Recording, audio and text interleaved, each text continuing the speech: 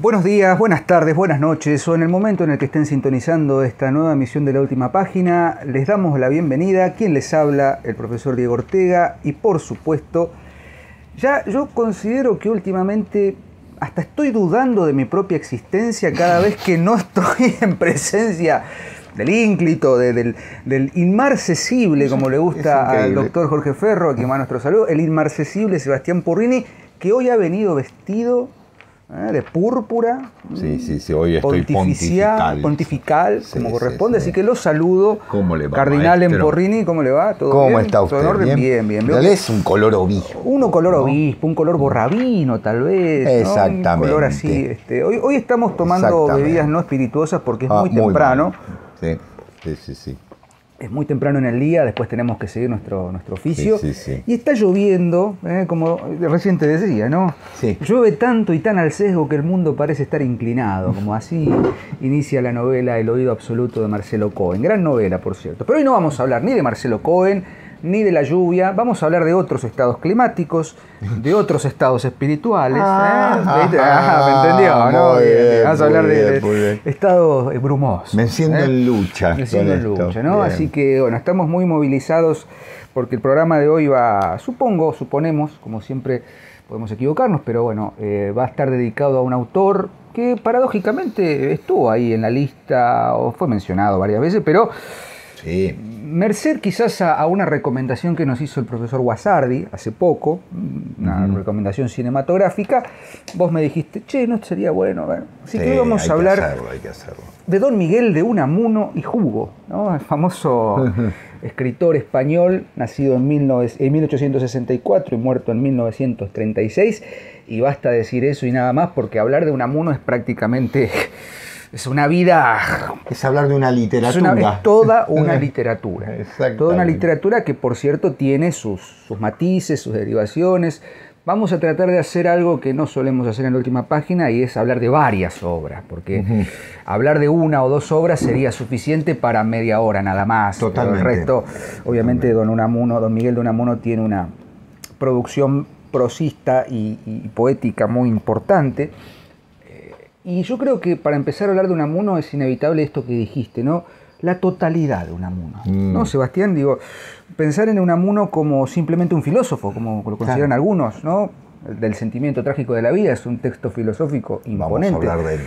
Pensar en Unamuno como un polemista, un gran polemista de su época. Sí. Yo prefiero pensar en Unamuno justamente como uno de los puntos neurálgicos de un cambio sustancial en la literatura española y por ende en la literatura universal, que es inevitable y que responde también a ciertos parámetros de estos momentos que nos gusta pensar, a Sebastián y a mí, de pasaje, de transición, ¿no? Finisecular. Unamuno, como bien decíamos, nació en 1864, vivió buena parte de fines del siglo XIX en su juventud, y la primera parte, la más jodida del siglo XX, por decirlo no vio la segunda en guerra. Correcto francés, ¿no? La más jodida de la segunda. Y bueno, eso tuvo por supuesto sus implicaciones y derivaciones en su obra, en sus discursos, en sus intervenciones académicas, políticas, religiosas. Digo, Unamuno se nos presenta, como bien dijiste, una totalidad muy difícil de abarcar, solamente desde la literatura, solamente desde la filosofía, solamente desde sus posturas políticas, religiosas y tal. Entonces me parece, Sebastián, que lo más importante que podríamos hacer para empezar a hablar de Unamuno es ubicarlo dentro de un contexto, como hacemos siempre. Quizás hablar de sus primeros años de formación sería abundar en información que se puede investigar tranquilamente y que de pronto significaría entender buena parte de su primera producción, pero creo que lo más importante, o por lo menos el momento o el momentum, ¿no? La totalidad de su transformación, me parece, es ese hecho que configura la generación del 98. Claro. ¿No? La serie de hechos ya políticos, ya sociales, que atraviesa España hacia fines del siglo XIX, sobre todo con la guerra con Estados Unidos, ¿no? En la que tienen que ceder Cuba, y todo lo que implica una decadencia, Filipinas, Puerto Rico. Todo. Cuba no, Cuba también. Sí, Cuba, Filipinas y Puerto Rico. Es decir, las colonias que le quedaban allí a las España. Provincias, no, tiene razón. España no tuvo colonias. Discúlpeme el atrevimiento. Los amigos hispanistas se van a poner mal. Por eso. Entonces, bueno, el hispanismo también tiene algo que ver allí. Sí, ¿y cómo? Hay algo que no dije, Unamuno nace en Bilbao, con lo cual ahí tenemos otro enorme tema. Es decir, ¿qué pasa con el Unamuno polemista en torno de la cuestión vasca, ¿no? Claro. De la lengua vasca y demás? Sus enormes polémicas con Donoso Cortés, con todo. Soy el más español de los españoles porque soy vasco. Soy vasco, bueno. Era para prender fuego donde iba, tiraba nafta. Aparte un tirabomba, ¿no? Decíamos ayer. Esa es creo que lo decía él, ¿no? O no, Fray eso Luis, es Fray Luis. Otro bueno, de quien nos ocuparemos. Personaje de proporciones inalcanzables, don Miguel de Unamuno. Sí, Pero sí. creo, Sebastián, si te parece, vos que estás mucho más en tema, porque has leído, por supuesto, mucho más que yo, si nos podemos ubicar en la generación del 98, sí, cuáles son los fundamentos, y vamos charlando en función de eso, ¿no? Para entender, como bien digo, por qué Unamuno, dentro de esa generación, pero sobre todo Unamuno, viene a significar un cambio de perspectiva, Perfecto, ¿no?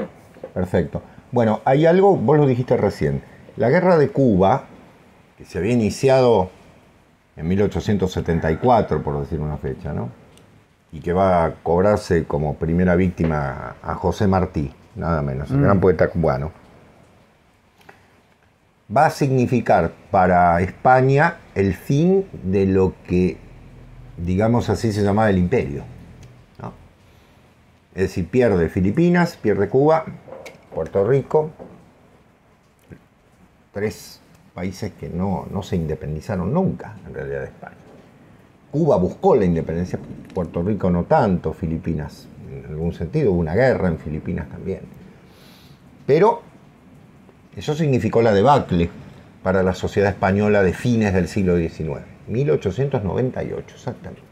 La fecha que cuando termina la famosa guerra de Cuba, la última etapa, entre 1895 y 98, que significa ni más ni menos que el desastre del Imperio Español. España está desnuda ante sí misma.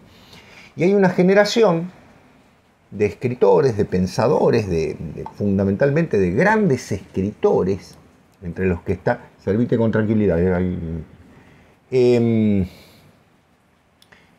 van a pensar España, ¿no? Ahí viene el tema, es decir, tenemos que estar de acuerdo, todos estaban de acuerdo. No, no necesariamente, pero sí me parece importante lo que hicieron, pensar España. ¿Qué pasa con España? El primero y más importante no es Unamuno, sino es Ángel Ganivet, sin lugar a dudas. Lamentablemente muerto en 1898, es decir, ahí nomás. Justo. Claro, muy joven, de quien hay un libro clave, que es el Idearium Español. El Idearium Español es un libro hermosísimo, que yo he dado a leer fragmentos a mis alumnos a veces para entender la generación del 98, que él se basa justamente en un principio fundamental, que es España se mata por las ideas. Entonces dice, o sea, se mata entre sí, ¿no? Entonces él dice que hay que limar las asperezas de esas ideas para que no sean bombas de tiempo. Y sugiere que España tiene un fundamento clave en reencontrarse y en regenerar. Ahí viene el regeneracionismo. Claro, que toda la generación. Es decir, España se tiene que sumar de alguna manera al modelo europeo. Y ahí aparece el primer Unamuno, que es un Unamuno que viene de una formación cristiana, es verdad, católica, pero que la deja de lado totalmente en una de sus tantas crisis espirituales y se convierte al marxismo. El primer Unamuno es marxista. Materialista y dialéctico. Exactamente. Para después dejarlo, por supuesto. Se da cuenta de que la concepción española está reñida con ciertos principios del materialismo histórico, si se quiere, ¿no? Entonces aparecen las imágenes, las grandes figuras de Ganivet, como decíamos, Unamuno, Azorín, Valle Inclán, Pío Baroja, Antonio y Manuel Machado, que vienen a representar de alguna manera una renovación de las letras. O sea, desde el punto de vista literario, La generación del 98 es un nuevo siglo de oro, si me permiten la expresión hiperbólica, pero realmente fue una renovación increíble. No quiere decir que tengan necesariamente un estilo común, porque uno lee Azorín es mucho más despojado, en muchos sentidos.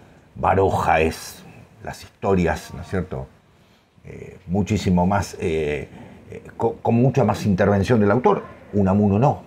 En las novelas de Unamuno son los personajes, ¿no? En las nivolas son los personajes los que tejen su historia y los que buscan una existencia. Y ahora vamos a conversar de eso.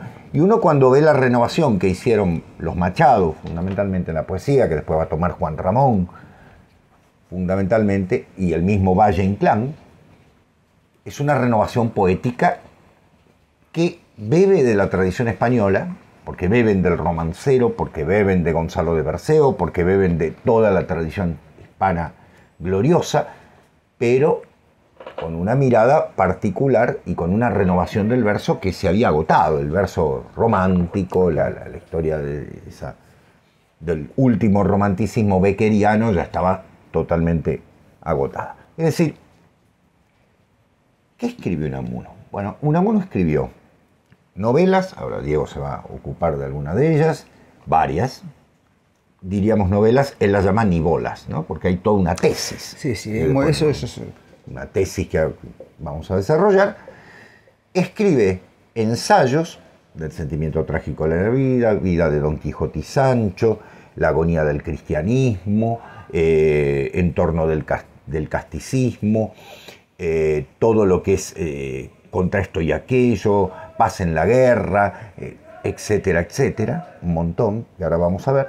Poesía, creo que El Cristo de Velázquez es uno de los grandes poemas de la historia de la literatura española, y escribe teatro.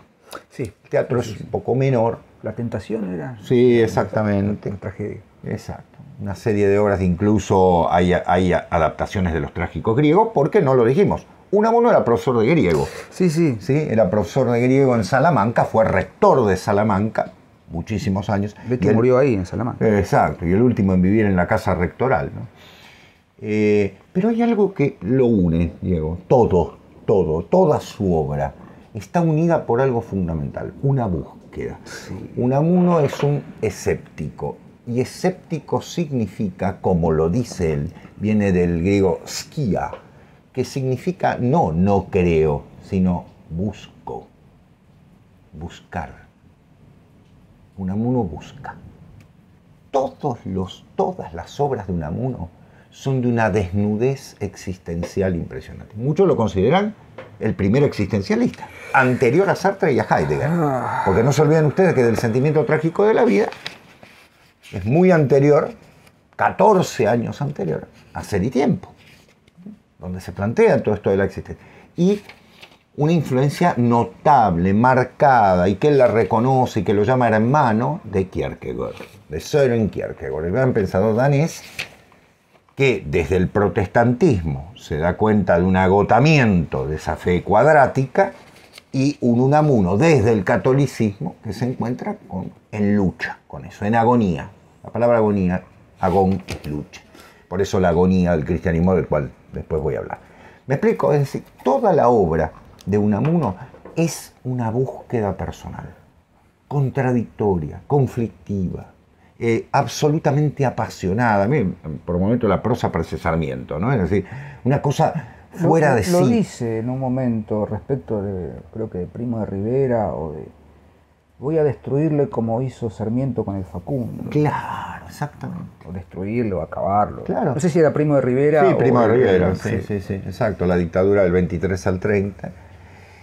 Unamuno fue políticamente un poco de todo, porque menos monárquico de pro, como diríamos, fue socialista, fue republicano, estuvo cercano a cierta tendencia republicana. Después se acercó en el levantamiento del 18 de julio a los militares, que también lo terminaron sacando.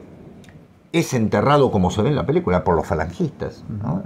En homenaje, los falangistas lo llevan en hombros. Es decir, es todas las contradicciones en sí, porque es un hombre en busca. Yo sé que muchos de mis amigos, de nuestros amigos, le tienen un tanto de tirria porque, bueno, es evidente que es un hombre que no tiene una fe notable o que haya sido un defensor en cierto momento de ciertas cosas. Lo que pasa es que es un hombre en duda, en el mejor sentido, en el más profundo, pero su vida se parece, e incluso cuando habla de sí en los libros, porque él dice no puedo hablar de otra cosa en muchos aspectos, y después lo vamos a ver cómo lo sostiene, se parece en cierto modo a las confesiones de San Agustín. Es decir, ¿cómo? Si no, no pensaría. Es un hombre que piensa y que entonces duda de lo que cree. Pero a veces cae en lo que cree y entonces duda de lo que piensa. Y ese constante juego, ese quiasmo, por decirlo de una manera, es lo que tensa el pensamiento de Unamuno. Diego, te dejo. Yo creo que en ese sentido Unamuno es un moderno. Sí. En el sentido no negativo de la palabra, sino que digo, la gran crisis... Es un hombre de la modernidad. De la modernidad, claro. Justamente es... Aunque Unamuno, bueno, lo estoy pensando en el aire, pero tratando de esbozar una hipótesis, Unamuno es un hombre de la modernidad que pasó por todas las instancias, ¿no? de esa modernidad que iba consumiendo todas las formas de pensar y del poetizar, como dice el querido Ángel, y asumió la responsabilidad, consciente o no, de hacerle frente a ello. Sí. De no quedarse con la primera respuesta, la más fácil, exacto. si se quiere. El otro día lo decíamos un poco respecto de Robert Frost, ¿no? No quedarme con la respuesta fácil, como hacían los trascendentalistas. Claro. En el caso de Unamuno, bueno, obviamente pasó por todos los géneros, pasó por todas las formas de expresión escrita. Escribe muy bien. Y escribe muy bien. Muy bien. Nosotros nos referimos a una película, recién decías, ¿no? Muy Mientras linda, dure la guerra. Mientras dure la guerra, de Amenábar. Cinematográficamente no estamos en condiciones de decir mucho más, no, pero yo menos, digo. Es una película que justamente retrata los últimos años de Unamuno en Salamanca, se da todo el conflicto con el estallido de la guerra, nunca me acuerdo del tuerto que Millán de Astray. Millán de Astray. El generalísimo, Franco, bueno. Venceréis pero no convenceréis. Venceréis pero no convenceréis, claro. El discurso que da el 12 de octubre de 1936, sí, creo, exacto, en plena guerra, ahí en torno del Día de la Raza. Delante de toda la falange, de toda la milicia, claro. de todo el Estado Mayor, y el famoso discurso venceréis, pero no es venceréis, pero no convenceréis. Claro. Se lo dice adelante, ¿no? Viva la muerte, no, claro. Viva la vida, dice, claro. ¿No? Viva la muerte. Justo a un vitalista como Unamuno. Eso también es un tema de discusión. Justamente... No sé si ausencia de fe, yo creo que tenía una fe enorme, sí, bueno. Pero no... En la vida. No una fe que se le haya manifestado como camino final. No, claro. ¿No? Digo, me encantó lo que dijiste de la búsqueda, ¿no? Es una búsqueda, por eso es un escéptico. La palabra escéptico se resignificó, ¿no? Es el que no cree en nada, es el que desconfía de todo. En verdad, skia en griego es buscar, o sea, es el que está en busca, ¿no?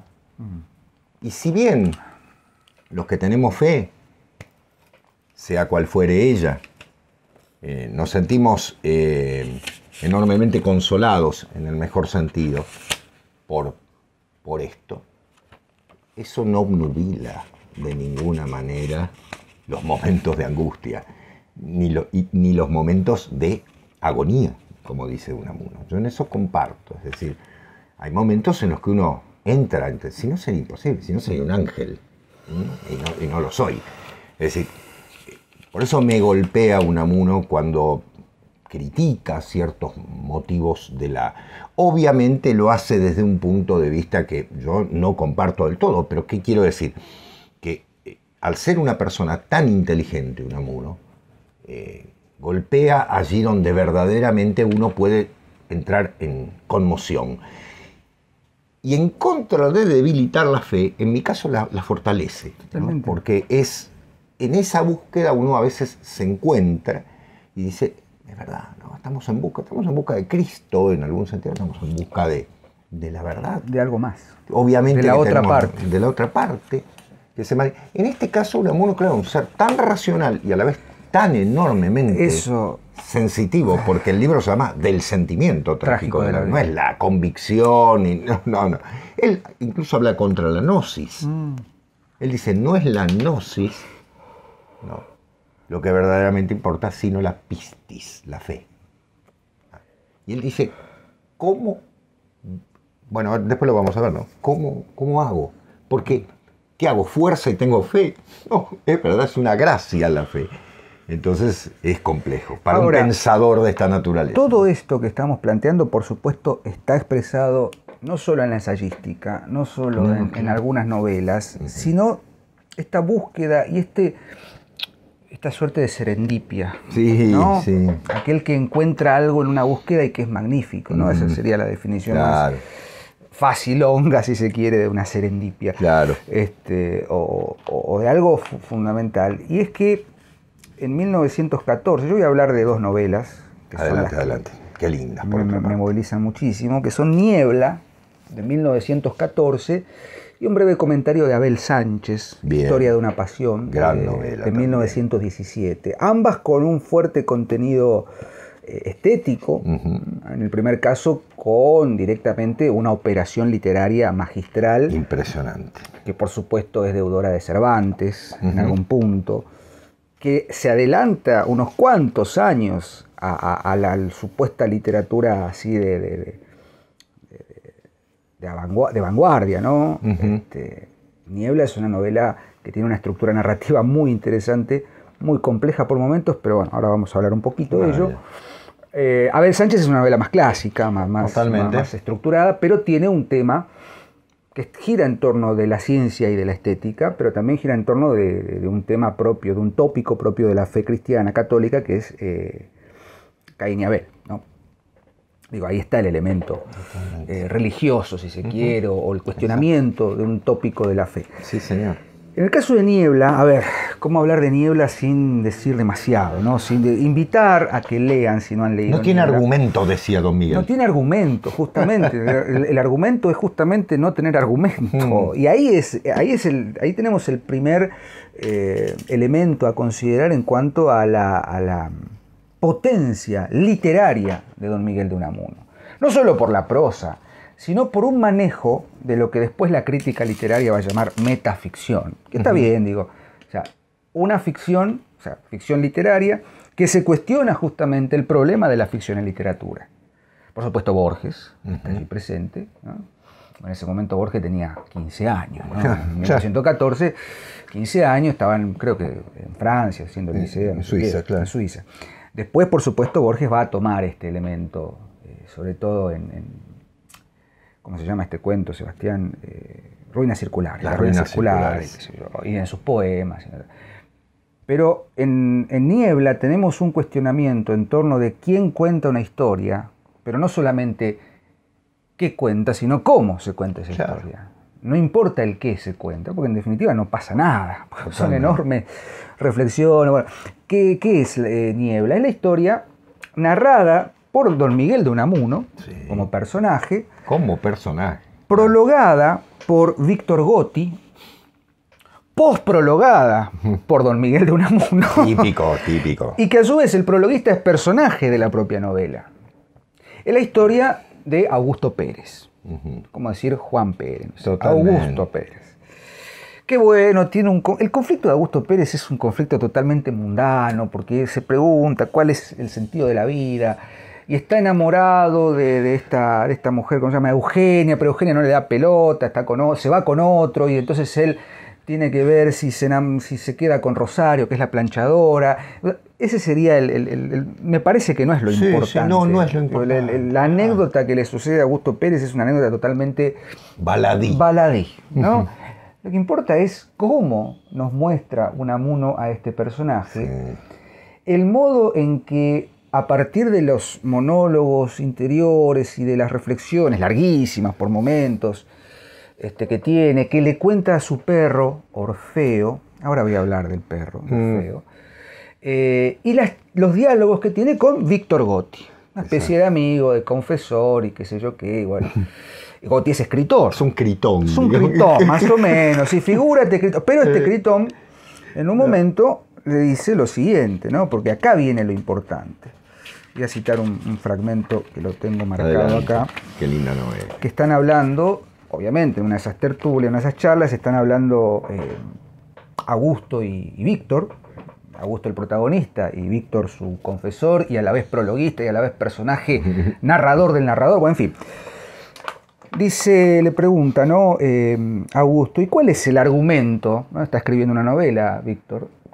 Si es que se puede saber. Y le contesta Víctor, mi novela no tiene argumento. O mejor dicho, será el que vaya saliendo. El argumento se hace él solo.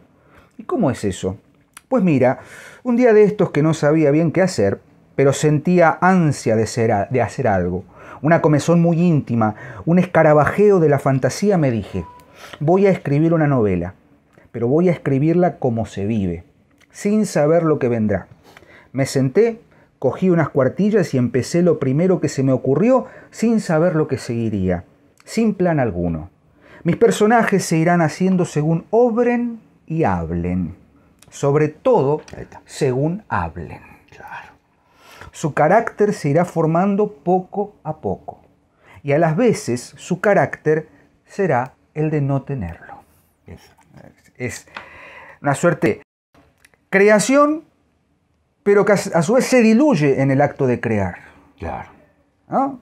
Mientras voy creando, Exacto. se va... Exacto. Por eso es la niebla. Claro. ¿No? Exacto. Augusto está en una niebla continua. Exacto, exacto. ¿Y qué es la No ve literatura, claro. en definitiva? Es siempre estar tanteando, Atisbando, atisbando, claro. ¿no? En esa bruma, la bruma Sí, malva señor. del crepúsculo, como dice Julio Cortázar, ¿no? Digo, y no saber. Y eso es una condición fundamental de una literatura que en 1914 era innovadora. Totalmente. Veníamos del realismo, veníamos Del realismo español. ¿viste? Benito Pérez Galdós, exactamente, qué sé yo, Leopoldo Alas, Alas, para claro, Emilia Pardo Bazán, no se olvide usted. No, por favor, lo Por paso Dios. yo a un martillazo en los dedos, por no decir otra cosa. Por no ser escatológico. Entonces, viene con un argumento sin argumento, con una novela puramente de diálogo, con una novela sin plan, sin esquema, sin estructura. Por eso bien decía Sebastián, un argumento donde no pasa nada, claro, absolutamente claro. nada. Entonces dice, y a las veces su carácter será el de no tenerlo. Sí, como el mío, exacto. le dice Augusto. No sé, dice, ello irá saliendo, yo me dejo llevar. Y hay psicología, descripciones. Lo que hay es diálogo, sobre todo diálogo. Exacto. La cosa es que los personajes hablen, que hablen mucho, aunque no digan nada. El caso es que en esta novela pienso meter todo lo que se me ocurra, sea como fuere. Un genio. Pues acabará no siendo novela. No, será nivola. Niebla. Será niebla, ¿no? Claro. Nieblo, hagan el Nefelai. juego. Nefelai, claro, muy bien, Nefelai.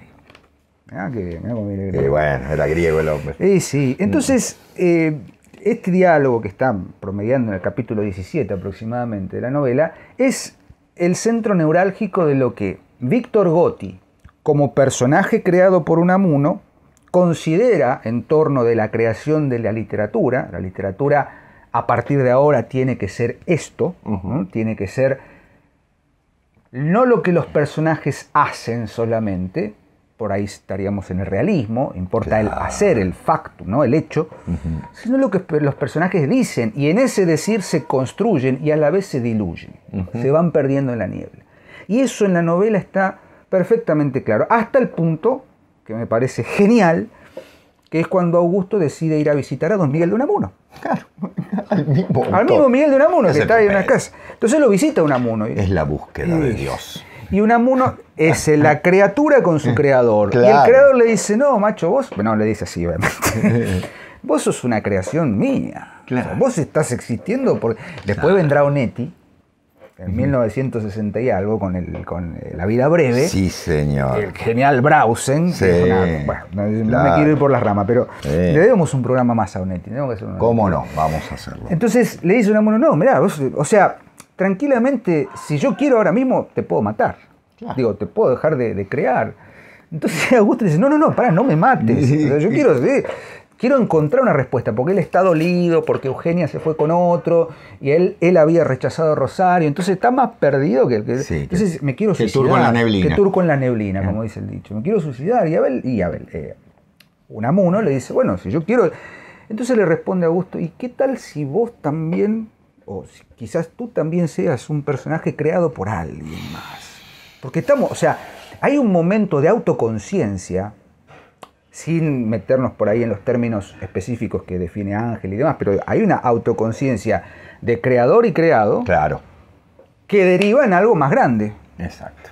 Porque no olvidemos que la novela está prologada por Víctor Gotti, que es el que está escribiendo una Nivola. O sea, digo, Unamuno crea a Augusto, crea a todos los personajes. Dentro de los creados, uno le hace el prólogo a la novela que está por leerse.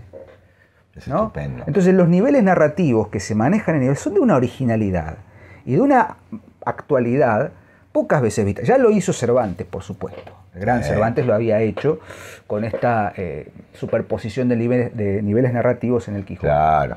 Unamuno lo lleva a otro extremo, le da un giro de tuerca que es interesantísimo. Totalmente. Porque es la puesta en espejo del acto narrativo. Y finalmente, cuando por supuesto sucede, no les voy a contar el final, no es muy difícil de establecer, pero yo quiero leerles un fragmentito del final, porque hay un epílogo, dice así: oración fúnebre por modo de epílogo. Suele ser costumbre al final de las novelas, dice Unamuno, ¿no? Y luego que muere o se casa el héroe o protagonista, dar noticia de la suerte que corrieron los demás personajes.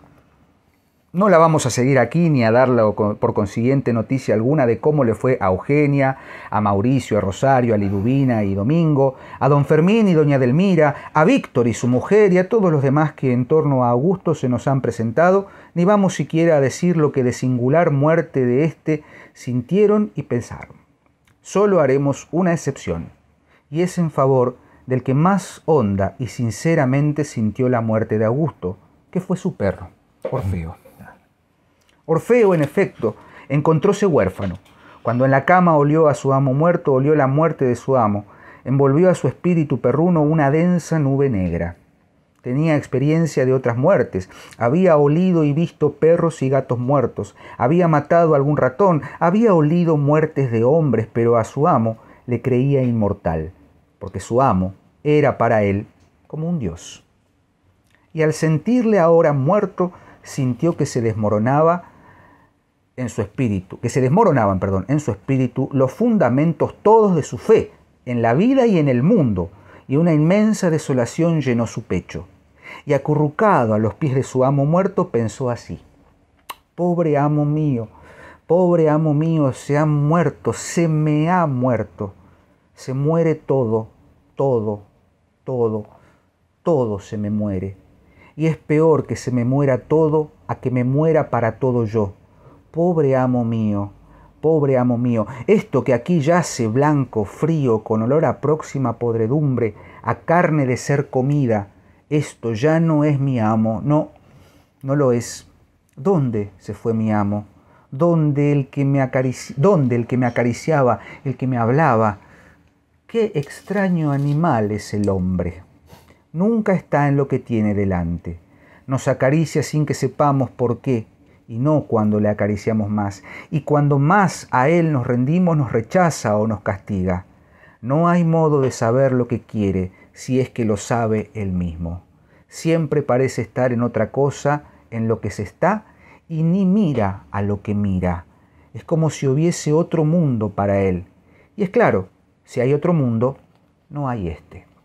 Y podría seguir las 4 páginas del lamento de Orfeo respecto de su amo, pero bueno, no quiero es excelente. Arruinarles el placer de leer por primera vez a Unamuno, sobre todo Niebla. Las operaciones críticas que se han hecho sobre el texto son innumerables y son válidas.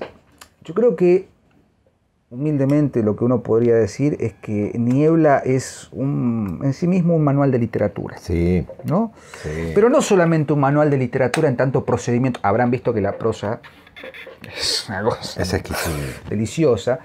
Digo, no solamente es un manual de literatura en tanto forma, sino también en tanto contenido. Porque si bien decimos en Niebla lo que importa es el cómo se cuenta y no tanto el qué, ojo con el qué se cuenta. Ahí hay una diferencia a hacer. ¿No? Ahí no hay sí. argumento, pero no hay argumento, pero hay contenido. Claro, son cosas distintas. No es que las cosas suceden con una lógica y una trama narrativa y un punto de vista y qué sé yo qué. No. Hay un contenido que tiene que ver, como bien decía Sebastián, es la búsqueda de Dios. La búsqueda que no se encuentra. Aparte de ese Dios carnal. Ese Dios carnal. Por eso dice, el perro, qué pobre, qué animal tan pobre es el hombre. Claro. Lo dice un animal, claro. que se llama Orfeo, por otra parte. ¿No? Sí, no es inocente el nombre. Claro. Orfeo, ¿no? El cantor. Exactamente, el poeta, el Aedo. Entonces, me parece que en Niebla, Unamuno logra condensar en esa bruma densa que es la lectura, porque uno avanza a tientas, ¿no? Atisbando, como bien decías, bueno, ¿qué es lo que pasa acá? ¿Pero quién es este? Pero Gotti le hace el prólogo, pero Gotti es un personaje y a la vez Gotti es el que termina contando y Unamuno se mete y le dice, pero yo te puedo matar, pero no me mates. Entonces uno parece estar continuamente perdido en ese mar neblinoso que es la narración, hasta que finalmente lo que dice el perro termina por o bien aclarar o bien sumirnos en otra niebla. Claro. O sea, ¿qué ve un personaje? Fíjense que Unamuno le dice, no voy a hablar de lo que le pasó, porque en todo caso es inconsistente. ¿Qué le pasó a esta? ¿Qué le pasó al otro? ¿A dónde fue? ¿Qué sé yo? Sí, Gotti tuvo hijo. No. Voy a hablar del que más sintió la pérdida física, ¿no? De Augusto Pérez. Eso es Niebla, grosso modo. Obviamente estoy haciendo una síntesis muy encorsetada porque, bueno, no quiero monopolizar la palabra. Por el otro lado tenemos a Abel Sánchez, de 1917. Bueno, Abel Sánchez sí tiene un argumento mucho más marcado. Más palpable, más palpable, más resumible, si se quiere. Sí. Que básicamente consiste en una representación alegórica, es alegórica, es alegórica, del gran conflicto, del gran primer asesinato, según la fe judeocristiana, que está en el, creo que no sé si en Éxodo, no, en Génesis está, la muerte de Caín, la historia de Caín y Abel. Que como sabrán, bueno, Caín y Abel fueron los hijos de Adán y Eva, que bueno, Caín era el más envidioso, entonces Abel era el más agraciado y Caín lo termina matando. Bueno, el tema de la envidia, ¿no? Caín era pastor, Abel era agricultor. Era agricultor, bueno, lo termina matando. Aquí la historia se traslada, por supuesto, a un tiempo sin tiempo, no sabemos en qué contexto, en qué época ocurre. Suponemos que es la época, digamos, actual, contemporánea de la producción de esa primera parte del siglo XX, pero la historia de dos amigos, ¿no? Joaquín Monegro y Abel Sánchez, ¿no? La novela se llama Abel Sánchez. Y por supuesto aquí la envidia está trasladada ya no al mundo de la cosecha o de la cría de animales, ¿no? A la agricultura o al pastoreo, sino al mundo intelectual, intelectual y estético. Porque en el caso de Joaquín se dedica fuertemente al mundo de la medicina, y Abel se dedica a la pintura. Abel es pintor, es un pintor magnífico.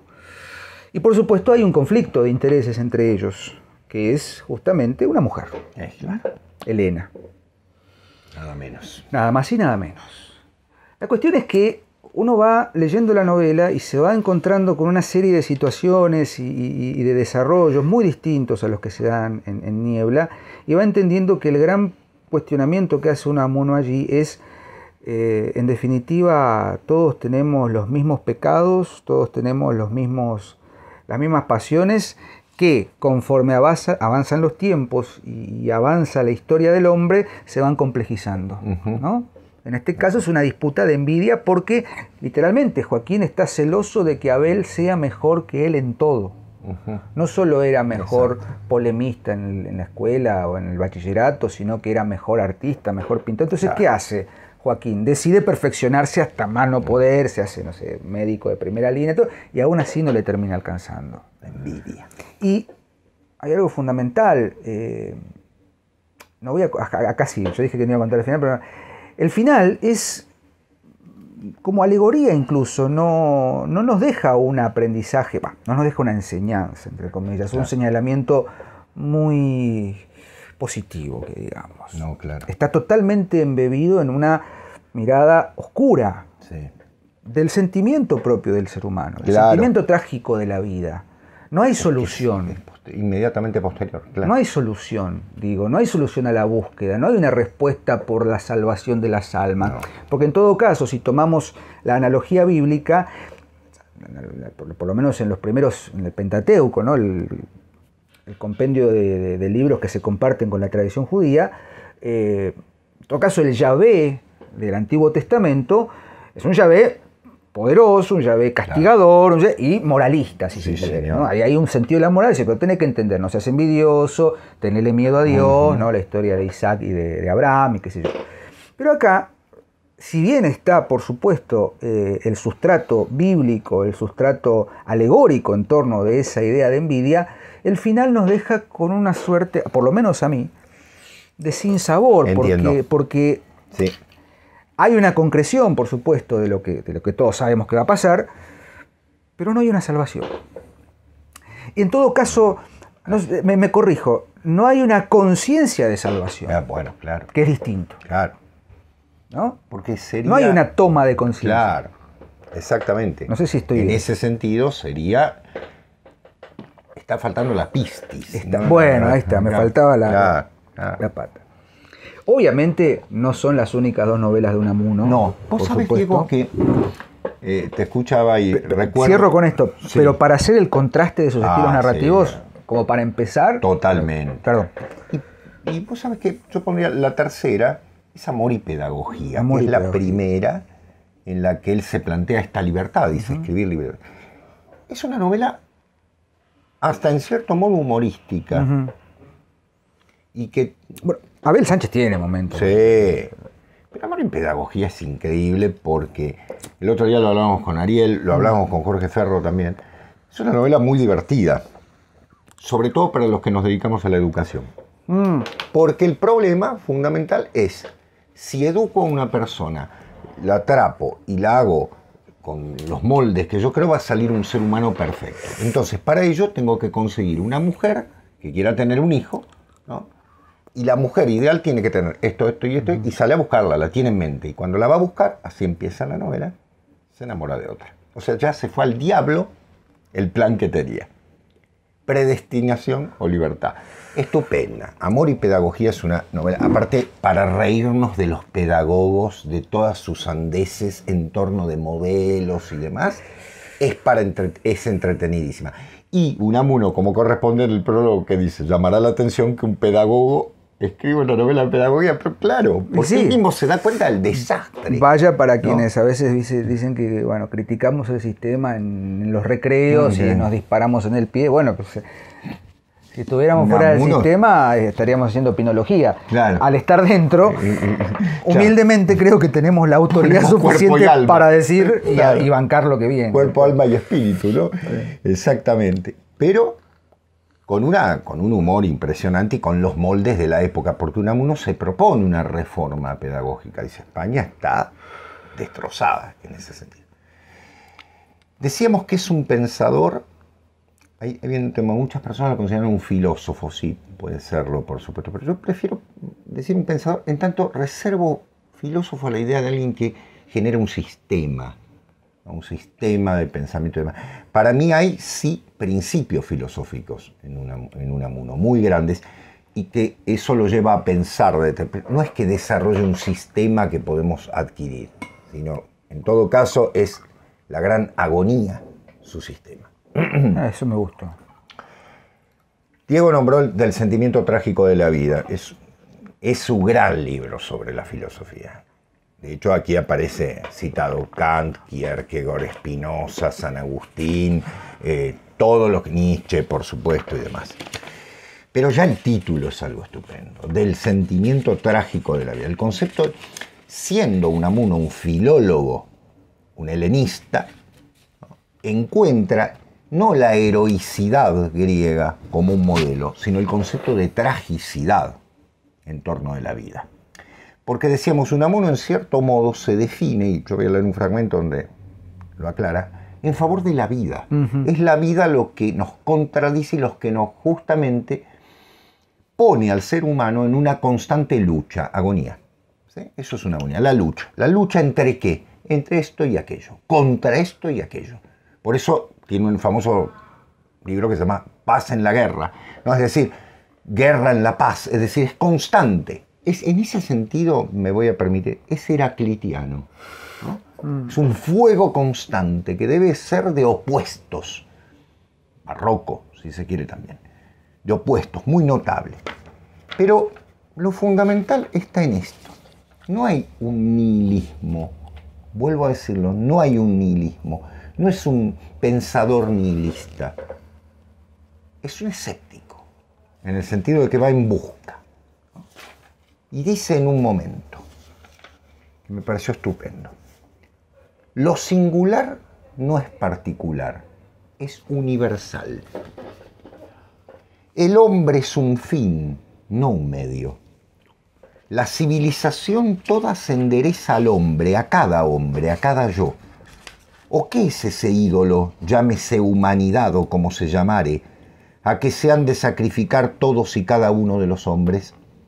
Porque yo me sacrifico por mis prójimos, por mis compatriotas, por mis hijos, y estos a su vez por los suyos, y los suyos por los de ellos, y así en serie inacabable de generaciones, que en latín se dice sécula, sécula, seculorum, de generación en generación.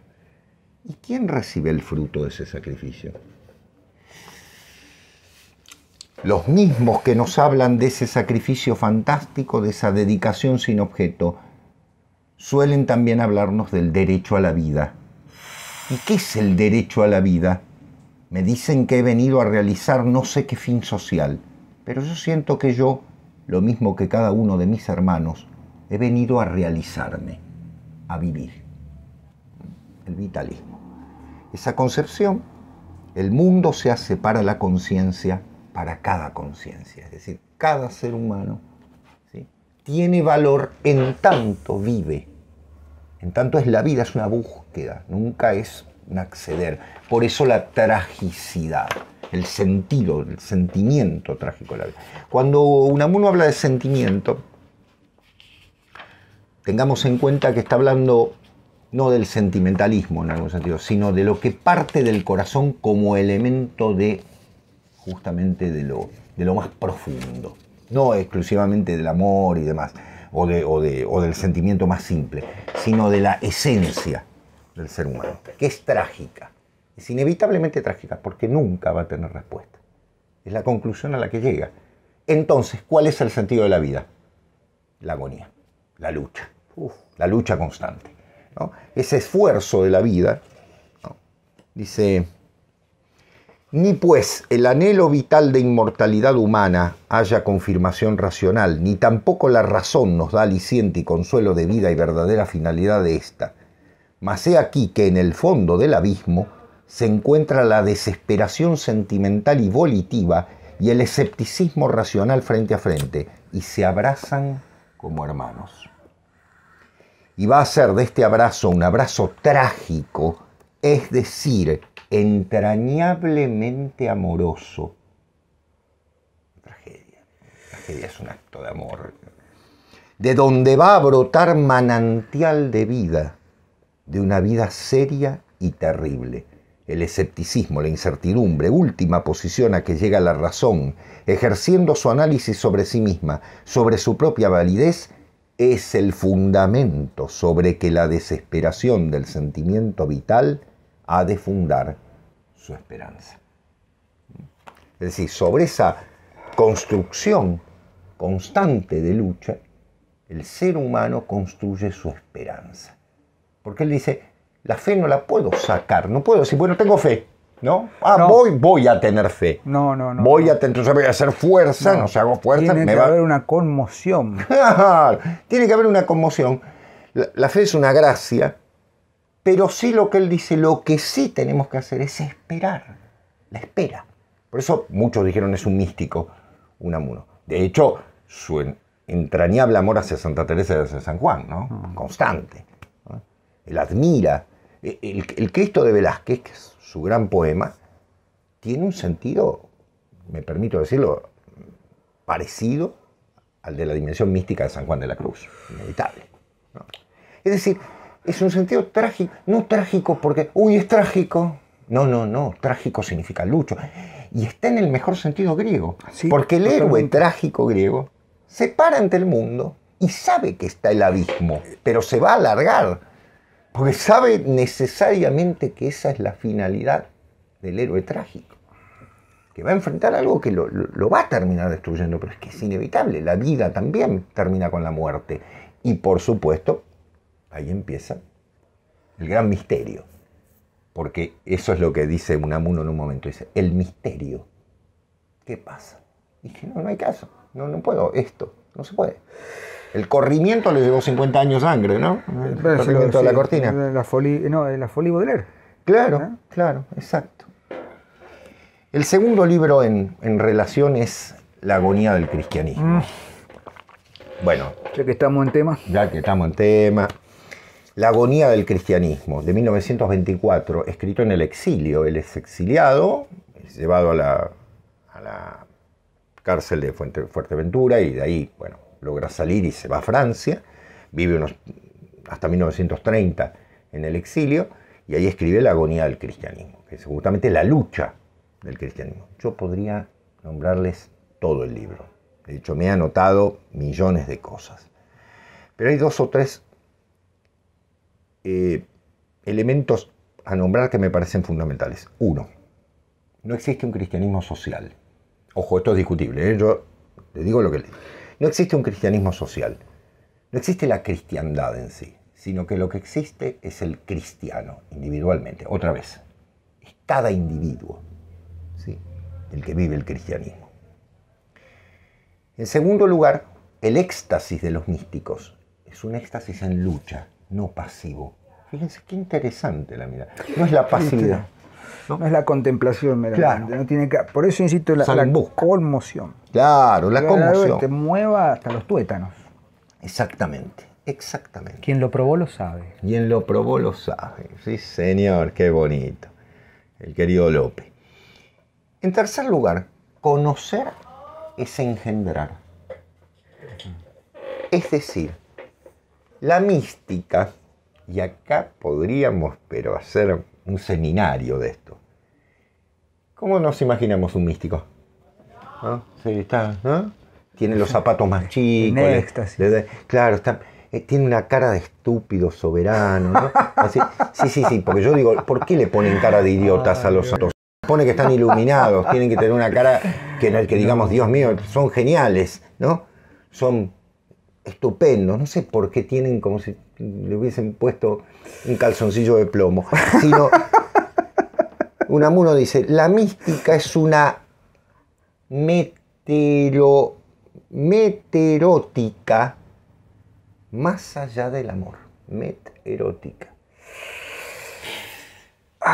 ¿Por qué? Porque el místico... Si saben cómo me pongo, ¿para qué me invita? Claro. Porque el místico, fusionado en el mar, en el éxtasis, palabra que es justamente clave, ¿no? Santa Teresa, cuando la hizo Bernini, ¿no? Esa joya, el éxtasis de Santa Teresa, o el mismo San Juan, ¿no? Uno que está viendo, y está viendo un acto de amor imponente, pero imponente, tan imponente que supera lo erótico. Eso es lo que dice Unamuno. Es meterótica. Es como metafísica, ¿no? Más allá de lo erótico. Más allá es un amor imposible de catalogar con palabras. Después viene el esfuerzo poético que hicieron estos monstruos, ¿no? Para concebirlo. Ahora bien, como él dice que la fe es pasiva y que viene de la gracia, van a aparecer contradicciones, porque también la fe mueve montañas, ¿no? Decimos. Y en ese sentido va a hablar posteriormente de la fe como algo movilizador, como la pistis. Cita a Pablo en una frase que me pareció bellísima para defender lo agónico. Dice, ton kalon agonía egonismai. Agonizó, está en pretérito. Agonizó su buena agonía. Agonizó su buena agonía. Es el Evangelio, no estoy inventando nada. Son las cartas de Pablo, en realidad. Son hermosas las cartas de Pablo. Agonizó su buena agonía, calón. Hasta uno podría decir su bella agonía. Por ende, el cristianismo, para él, es un individualismo radical. Hace toda una defensa de los monacatos, de los monjes, de qué sé yo, de irse del mundo y demás. Él dice que el cristiano no debe entender la vida como vida política. Acá yo me revelo un poco, ¿no? Porque evidentemente el cristiano tiene una permanencia en el mundo. Si no, estaríamos fuera, seríamos ángeles. ¿Qué es la solución monacal? Existe la solución monacal. Pero los que no somos monjes, participamos del mundo. Y esa presencia en el mundo tiene que constar, tiene que estar asentada. Lo que pasa es que, no se olviden, uno es en ese sentido un personalista, un individualista, en el mejor sentido. Dice, existe el individuo, existe la persona, existe uno, no existe la humanidad. Y el cristianismo tiene un camino de individualidad muy notable. Con lo cual, el cristianismo, dice, se confunde a veces con ideologías. Acá estoy de acuerdo. En la página 109 dice, el cristianismo parece ser una ideología más. Es impresionante. Y cita el marxismo, que está en boga en ese momento, acaba de pasar la revolución. Cita el fascismo, que también está ocurriendo en ese momento en Italia. No al nazismo, porque no estaba. Incluso se ríe de los presidentes norteamericanos diciendo, son cristianos, ¿no? Claro, es decir, ¿cómo se entiende este cachivache, ¿no? Y dice una frase enorme, la doctrina del progreso es la doctrina del superhombre, de Nietzsche. O sea, creer que progresamos es otro de los grandes infundios sobre los cuales se cree en la modernidad, posmodernidad, como querramos llamarla, que vamos a construir un hombre mejor. Cuando en realidad el cristiano sabe que su estado mejor va a ser aquel, no este, nunca. Y termino, Diego. No, por favor. Dice, me gustó muchísimo, ¿por qué se define como agónico? Porque dice que lo agónico no es lo apologético. Es decir, salir a hacer apología significa que uno cree en ideas, que uno cree en algo rígido. Yo pensaba, claro, las ideas en el sentido arquetípico son perfectas, sino más bien en el pensamiento, que es algo que fluye. Por eso su amor por Pascal. Él en todos los libros hace una defensa de los pensamientos de Pascal, incluso dictó cursos y demás, en ese sentido. Y opone la fe primigenia, la pistis, a la gnosis. De la pistis sale la esperanza.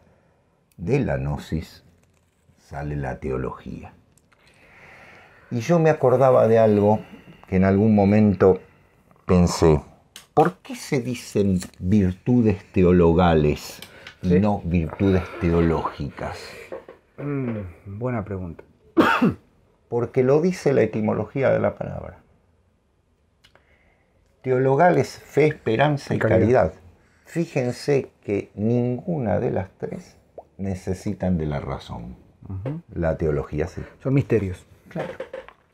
Creo porque... misterio de la pistis. El misterio de la pistis. Es decir, justamente... Qué lindo tema. Es un tema bello. De la teología incluso, ¿no? Exactamente. Él es muy crítico con la teología, muy crítico. Dice que es la influencia del platonismo fundamentalmente en la tradición cristiana. Que todo eso lo crea, ¿no es cierto?, los primeros padres de la iglesia, San Agustín, por supuesto. Pero yo me pongo en los zapatos de estos pobres señores que me quedarían muy grandes, ¿no? Desde luego. Sobre todo de Agustín, un monstruo, un genio. Y pienso, claro, en algún momento intentaron explicar lo inexplicable, ¿no? Lo podrían haber hecho con poesía, como hace Unamuno con las novelas para desarrollar sus ideas, ¿no? Que lo hace muy bien. Esta situación de libre albedrío, predestinación, conflicto, ¿no? Pero tal vez no eran poetas, y en ese sentido tenían que buscar cómo explico el misterio de la Trinidad. Y bueno, claro. Entonces ahí se encuentran estos grandes pensadores, San Agustín, Santo Tomás, etcétera, todos, ¿no? Toda la herencia teológica sobre la base de la racionalidad. Pero ¿qué dijo Unamuno recién? Razón y fe se enfrentan, porque la fe es infantil. Él lo dice en el mejor sentido, es inocente, está pura. Es candorosa. Claro, es candorosa. La razón está retorcida, busca, ¿no? En ese sentido es muy interesante. Para terminar, no quiero... traigo una cosa rara, siempre traigo, ¿no? Yo vi que buscaba, que vos, mientras uno hablaba, cuando Porrini da vuelta y busca algo... otro autor, pero para cerrar... Esto está fuera de programa. Fuera de programa. Hay un librazo que lamentablemente no está reeditado. Yo tengo, obviamente, la edición original, porque es la única que hay, que es la antología apócrifa de Conrado Nalé Roxlo. Muchos se preguntarán quién fue Conrado Nalé Roxlo, los argentinos supongo que no tanto, o espero. ¿Sí? No esperé tanto de los argentinos. Fue un escritor argentino muy interesante, murió en 1971, con un humor exquisito, autor de libros como Mi Pueblo, Actas Policiales, que es para matarse de la risa. Y escribió, era tan genial, aparte un gran poeta, era tan genial que escribió una antología que se llama Apócrifa, justamente, escribiendo poemas, cuentos y ensayos al estilo de autores. Entre los que están, por ejemplo, Mark Twain, Chesterton, Borges, Víctor Hugo, Baudelaire, Gabriele D'Annunzio, Heinrich Heine, Pablo Neruda, Charles Dickens, José Ingenieros, Ramón del Valle Inclán, Somerset Maugham, por ejemplo. O tiene uno que es cómo contarían cuentistas rusos un cuento, bueno, en fin, ¿no? Me vuelvo loco. Y la fábula del bombero y la ninfa, que es genial, imitando a Góngora, que un día la voy a leer porque es inevitable. Pero ¿quién hace el prólogo? Don Miguel de Unamuno.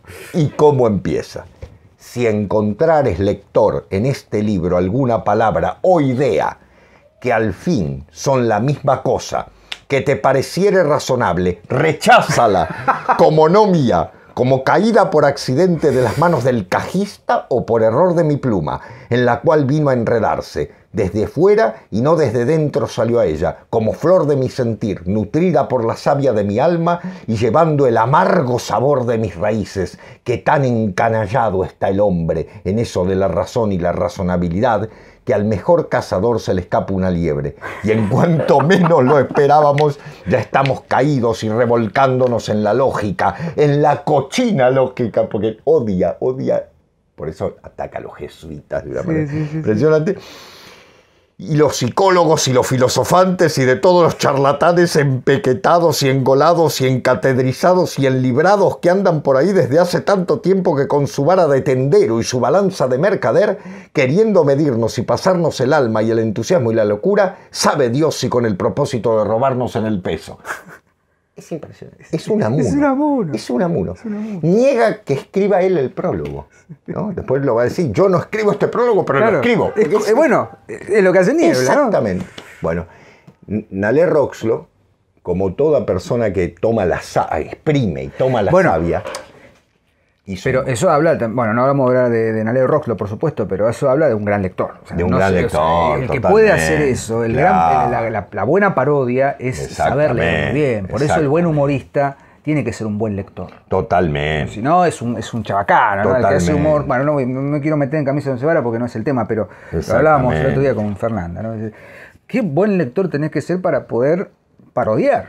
Por supuesto. Para poder pasar por apócrifa. Para tener la base y decir es el estilo. es el estilo. Hay tanto para desarrollar de lo que expusiste. De Unamuno. Sobre todo el concepto de agonía, ¿no? Y yo pensaba, tanto más fuerte es esa reflexión que establece mística entre pistis y gnosis, ¿no? Sí. Tanto más fuerte es cuando viene de una pluma o de un espíritu, o de un espíritu que quizás en esa búsqueda eterna nunca haya encontrado el estado de éxtasis. Claro. Dios quiera que lo haya encontrado. Es un Fray Luis en algún sentido, sí. ¿No? Claro, sí, por supuesto. Pero o sea, porque un poco, qué sé yo, uno piensa en los grandes místicos y dice, bueno, lo vivieron, ¿no? Pero el consuelo. Claro, claro. Eso es lo más... Claro.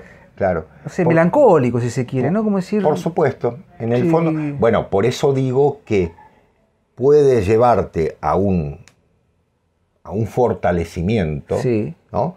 En el sentido de que pone en duda, te está diciendo fetichismos a mí no, ajá. ¿No? Te está diciendo creencias baratas tampoco. Ajá. En un momento dice que fue en París a una iglesia muy famosa, Nuestra Señora de las Victorias, y se encuentra con los esvotos. Sí. Y dice, ¿y esto acaso no es un comercio? ¿Y esto acaso de poner esos nombres parece un periódico? Dice, lleno de avisos. Y uno dice, y en el fondo la persona que puso el esvoto lo hizo, supongo yo, lo hizo como agradecimiento, sí. Como un hecho de fe. Pero a Unamuno eso le molesta, porque eso es un sentimentalismo barato. Él quiere saber qué cree. Y es algo que... Saber qué sabe y saber qué es lo que sabe. Claro. La esquía esa bendita, ¿no?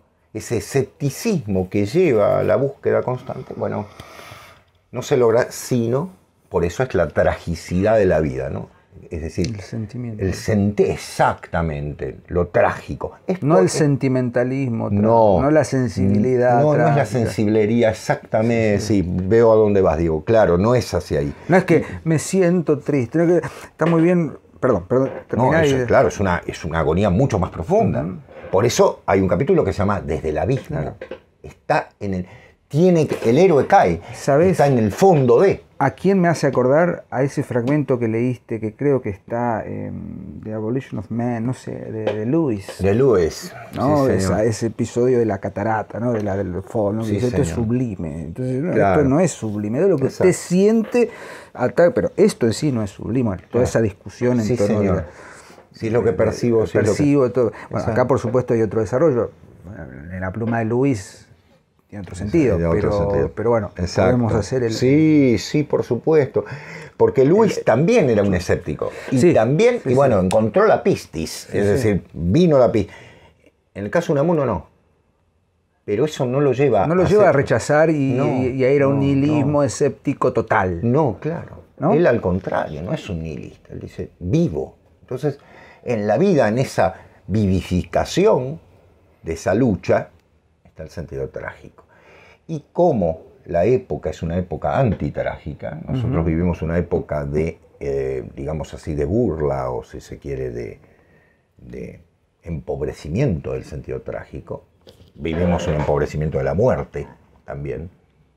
A veces revitalizar estos pensadores lleva a que uno entre realmente en la esencia, en la raíz, si se quiere, el concepto más profundo, ¿no? La médula de todo esto es ni más ni menos que la sensación, la convicción en algún sentido de que la vida tiene un sentido trágico. Y ese sentido trágico tiene que vivificarnos, no conducirnos al suicidio. No es eso. No, porque una vez que asumimos esa finitud inmarcesible, inevitable, bueno, quienes somos parte de una fe, tenemos una visión y misión en torno de ello. Exacto.